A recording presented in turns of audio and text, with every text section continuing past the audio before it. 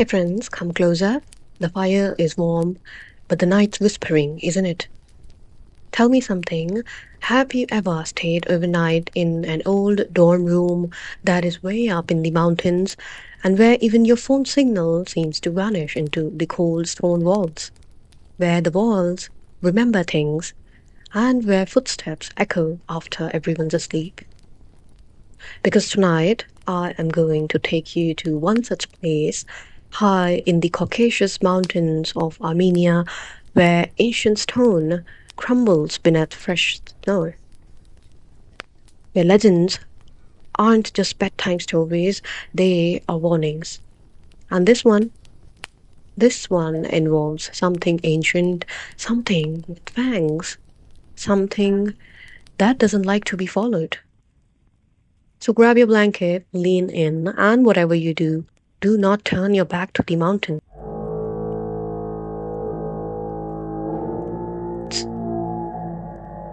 Now, it is said that mountains have memory, and in Armenia, those memories are carved into the very rock, etched through centuries of myth and blood.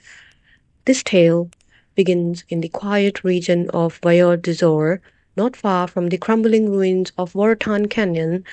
It is a harsh, remote place, though beautiful, but brutal, with jagged ridgelines that seem to pierce the sky.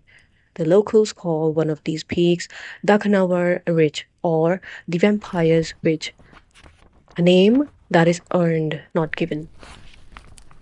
Now let me tell you about a school, St. Georg Boarding Institute, perched too close to that ridge.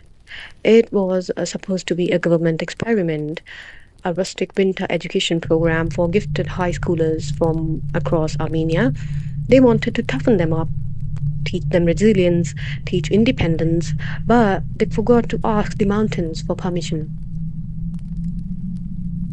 And so, in the winter of 2019, 13 students and 5 faculty were assigned to live, study, and sleep there for 3 months.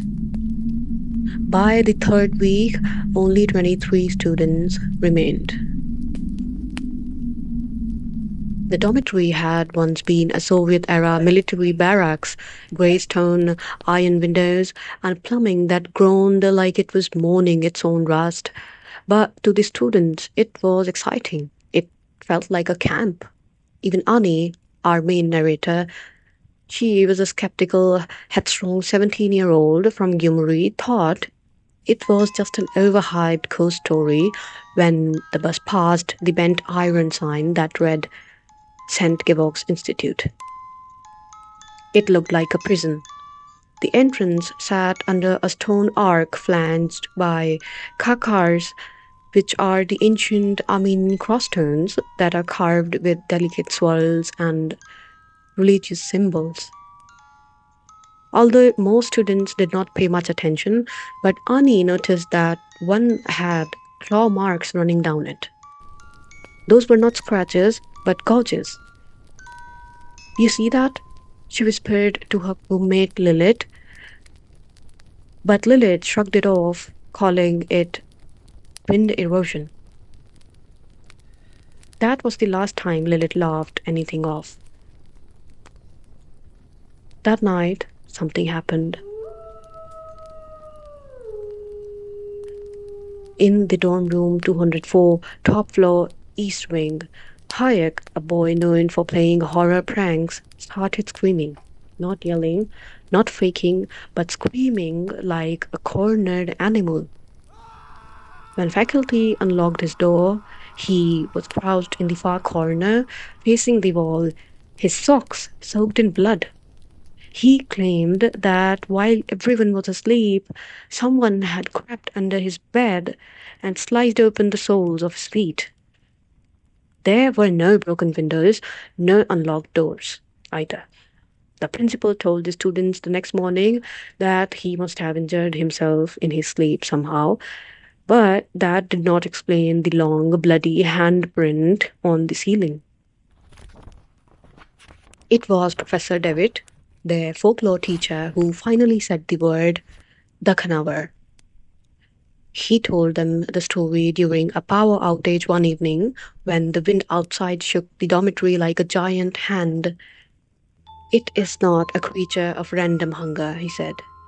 It is a protector of secrets, a mountain spirit that kills those who map or wander its reaches too carefully. The legend comes from the 18th century when two travelers tried to chart the mountain paths in that very region, and according to the local villagers, they were found with two symmetrical puncture wounds on the soles of their feet, as if the blood had been drained upward through their bodies. The Dakhanar hates being followed, David said, and it always attacks the feet, so you cannot chase it. He chuckled, but no one laughed. By the second week, things got worse. Lilith started limping. She said she twisted her ankle on the stairs, but Annie didn't believe it. The bruises weren't on her ankle. They were on the soles of her feet. Perfect oval bruises, almost like kisses. And Lilith had changed. She barely spoke now. She kept closing the curtains, even during the day, and she started mumbling in her sleep, whispering words no one could translate. On the sixth night, Annie woke to find her standing at the window, barefoot, staring out at the ridge. There's something waiting, she whispered. It doesn't like maps. Maps? The student had been assigned a geography project to create a hand-down topographical chart of the mountain basin. Snow fell heavy that week, the kind that muffled everything, made the world seem too quiet. But one morning, just before dawn, Annie heard footsteps crunching outside the dorm. She peeked through the curtain and saw something walking barefoot across the snow. No coat, no clothes, just long hair, impossibly long, dragging behind her, and a back bent at a grotesque angle. The footsteps led from the forest straight to room 204. Hayek was found unconscious again, this time with blood leaking from his ears. He never returned. The east corridor, room 200 to 210, was sealed off after that. A rumor spread that it used to house cartographers, mapmakers who had tried to document the entire region under Soviet orders, and they had vanished, not detected, vanished. Their rooms left untouched like museum exhibits. Annie, determined to find out more, stole the master key from Professor David during class, and that night she and two others, Annie and Narine, snuck into the corridor. Inside room 209, they found rolled-up maps, dozens, some incomplete, but one map was different. It was inked not on paper, but on skin. It showed a route labeled in red ink, the voice of the mountain. Before they could leave, the door slammed shut behind them, and something whispered right by Annie's ear, "Do not trace me." By the final week, the school shut down. 4 students had accidents, 2 went missing, and Lilith was found in the library asleep beside a map she had drawn of the ridge. On the back of her neck were bite marks, faint like someone had kissed her spine.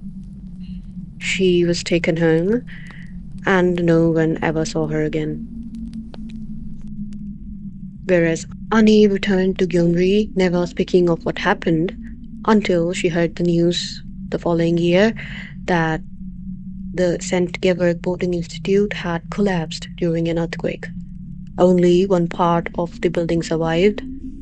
that east corridor. So, friends, tell me, if you were offered a scholarship to a winter dorm in the Armenian mountains, would you take it? Would you trace the ridges on a map? Or would you walk the halls of an abandoned school with claw marks on the stone? The Dakhanavar isn't your average monster. It's territorial. It protects what it knows, and maybe, just maybe, it's still out there, curled beneath the snow, waiting for footsteps that get too curious. Thanks for staying by the fire tonight. If your feet feel cold now, you are not alone. Drop a comment and let us know, have you ever seen something you weren't supposed to? And hey, don't forget to like, subscribe, and share this story with your bravest friends. Until next time, keep the fire burning and don't ever follow the shadows too far.